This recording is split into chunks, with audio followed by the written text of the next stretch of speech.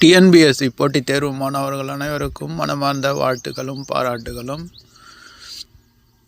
இன்று வெளியிடப்பட்டுள்ள TNPSC group 1 தேர்வு பற்றிய முழு விவரங்கள் இந்த வீடியோவில் பதிவேற்றம் செய்யப்பட்டுள்ளது. நண்பர்களை பார்த்து தெரிந்து கொள்ளுங்கள். அதாவது டிஎன்பிஎஸ்சி ஆண்டு திட்டத்தின்படி ஏப்ரல் 1ஆம் தேதி குரூப் 1 தேர்வானது வரும் என்று அறிவித்திருந்தது. அதன் அடிப்படையில் இன்று குரூப் 1 தேர்வானது, அதாவது குரூப் 1 தேர்வுக்கான நோட்டிஃபிகேஷன் வெளியிடப்பட்டுள்ளது.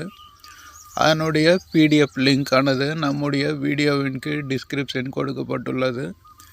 பார்த்து தெரிந்து கொள்ளுங்கள் நண்பர்களே. அதற்கடுத்து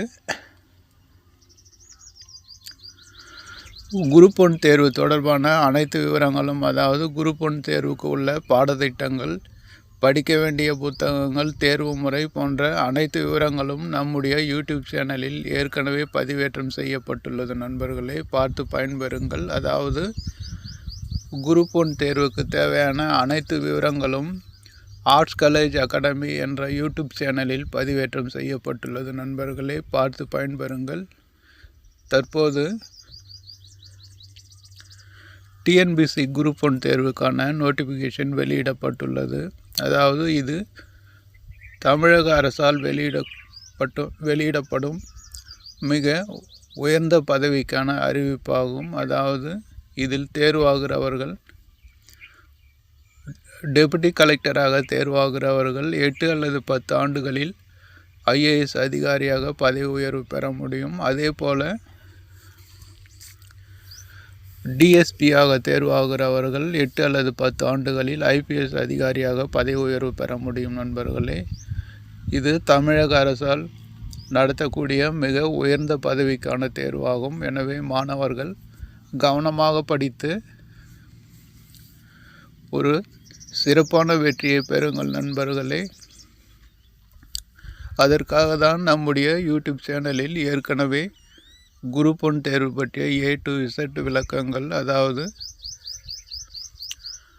குரூப் 1 தேர்வுக்கான பிலிமினரி பாடத்திட்டம், அதற்கு படிக்க வேண்டிய புத்தகங்கள், எந்தெந்த யூனிட்டிலிருந்து எவ்வளவு மதிப்பெண்கள் கேட்பார்கள், அதுபோக எந்தெந்த யூனிட் முக்கியத்துவம் வாய்ந்தது என்ற அனைத்து விவரங்களும் ஏற்கனவே நம்முடைய வீடியோவில் பதிவேற்றம் செய்யப்பட்டுள்ளது. நண்பர்களே அதை பார்த்து பயன்பெறுங்கள்.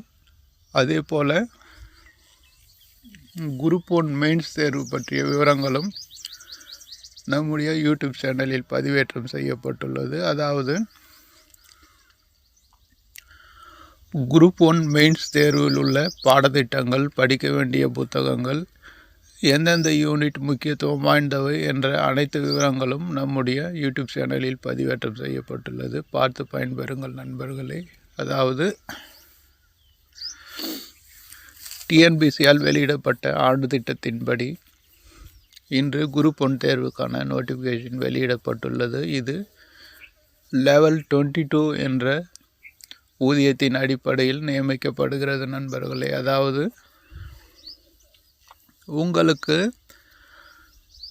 முதல் மாத சம்பளமே ஏறக்குறைய 80,000க்கு மேல் இருக்கும் நண்பர்களே. அதாவது நீங்கள் குரூப் 1 தேர்வில் தேர்ச்சி பெற்று பணி நியமனம் பெறும்போது உங்களுக்கு தொடக்கத்திலேயே, அதாவது ஆரம்பத்திலேயே 80,000த்திற்கும் மேல் சம்பளம் கிடைக்கும். அதுபோக உங்களுக்கு ஒரு கார் கொடுப்பார்கள். மிக உயர்ந்த கௌரவமான ஒரு பதவி நண்பர்களே. எனவே மாணவர்கள் இதை தவறவிடாமல் பயன்படுத்தி கொள்ளுங்கள். அதற்கடுத்து இதில் தேர்ச்சி பெறுகிறவர்களுக்கு சில ஆண்டுகள் பணியிட பயிற்சிகள் வழங்கப்படும். அந்த பயிற்சிகளை எல்லாம் முடித்து நீங்கள் பணியில் சேரும்போது, ஒரு டெபுட்டி கலெக்டராக பணியில் சேர்ந்தால் உங்களுக்கு வருவாய் கோட்டாட்சியர் என்ற அலுவலகத்தில் உங்களுக்கு பதவி வழங்கப்படும் நண்பர்களே. அதாவது நீங்கள் ஒரு வருவாய் கோட்டத்துக்கு ஒரு அதிகாரியாக இருப்பீர்கள். அதற்கு உட்பட்ட அனைத்து வரி வசூலித்தல் போன்ற நிர்வாக வசதிகள் அனைத்தையும் நீங்கள் தான் ஏற்படுத்தி தர முடியும். அவ்வளவு கௌரவமான ஒரு பதவி. அதற்கடுத்து டெபுட்டி கலெக்டரிலிருந்து முதல் பதவி உயர்வாக, அதாவது நீங்கள் டெபுட்டி கலெக்டராக தேர்ந்தெடுக்கப்பட்டு பணி நியமனம் பெறும்போது வருவாய் கோட்டாட்சியராக பணியில் சேருவீர்கள். அதற்கடுத்து மாவட்ட வருவாய் அலுவலர் என்ற பதவி கிடைக்கும் நண்பர்களே. அதாவது நீங்கள் டெபுட்டி கலெக்டரிலிருந்து முதல் பதவி உயர்வாக மாவட்ட வருவாய் அலுவலர் பதவியை அடைவீர்கள். இது ஒரு மாவட்டத்தில் உள்ள மாவட்ட கலெக்டருக்கு இணையான பதவி நண்பர்களே. அதாவது ஒரு மாவட்ட ஆட்சித்தலைவர் IAS அதிகாரிக்கு அடுத்த நிலையில் நீங்கள் இருப்பீர்கள். இருந்தாலும் இது மாவட்ட ஆட்சியருக்கு இணையான ஒரு பதவி. ஏனென்றால் அவர் அரசாங்கத்துக்கு, அதாவது தன்னுடைய அலுவலகத்துக்கு வர முடியாத சூழல் ஏற்படும் போது நீங்கள் தான் இந்த IAS அதிகாரியுடைய பணிகளை கவனிக்க வேண்டியிருக்கும். அவ்வளவு முக்கியத்துவம் வாய்ந்த பதவி நண்பர்களே. அதற்கடுத்து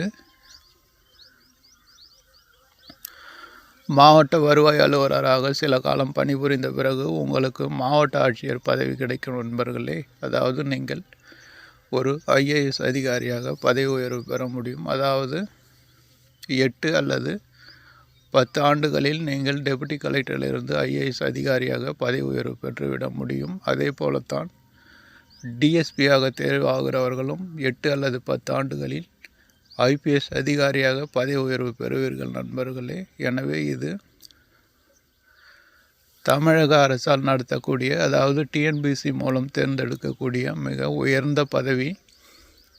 எனவே மாணவர்கள் கடினமாக உழைத்தால் நிச்சயமாக இந்த பதவியை அடைய முடியும் நண்பர்களே. அதுபோக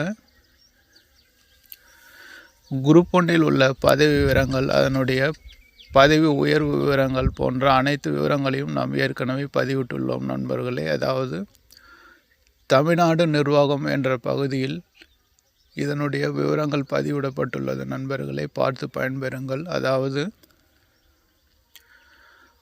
டெபுட்டி கலெக்டர், வருவாய் கோட்டாட்சியர், மாவட்ட வருவாய் அலுவலர், VAO, தாசில்தார் போன்ற அனைத்து பணியின் விவரங்கள் மற்றும் அவற்றின் பதவி உயர்வுகள் போன்ற அனைத்து விவரங்களையும் நம்முடைய யூடியூப் சேனலில் ஏற்கனவே பதிவேற்றம் செய்யப்பட்டுள்ளது நண்பர்களே. பார்த்து பயன்பெறுங்கள்.